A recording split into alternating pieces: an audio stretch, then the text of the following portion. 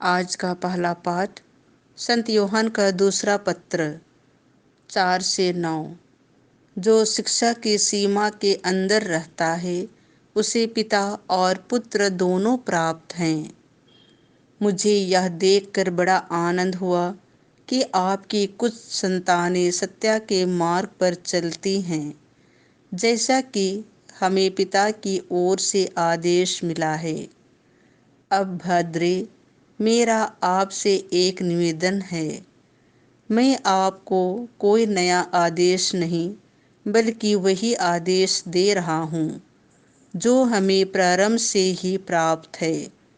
हम एक दूसरे को प्यार करें, और प्यार का अर्थ यह है कि हम उसकी आज्ञाओं के मार्ग पर चलते रहें।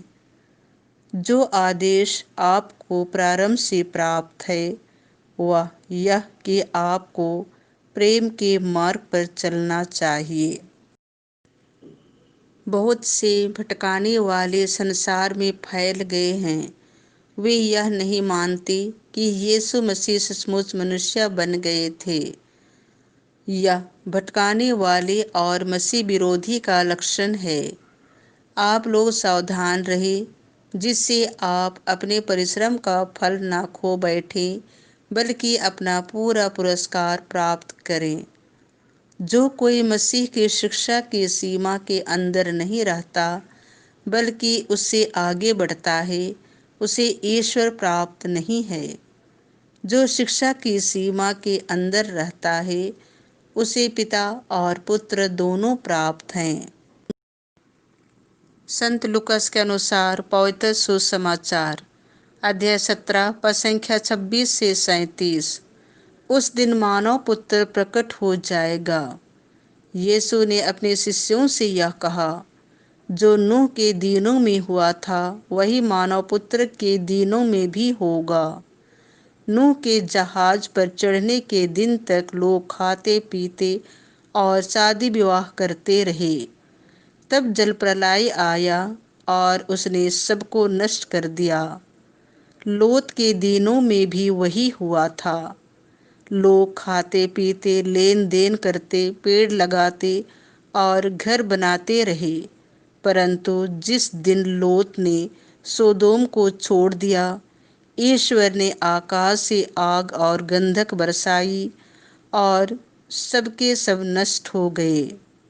मानव पुत्र के प्रकट होने के दिन वैसा ही होगा।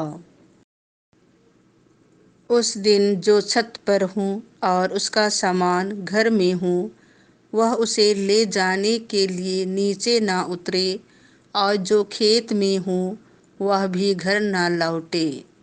लोत की पत्नी को याद करो।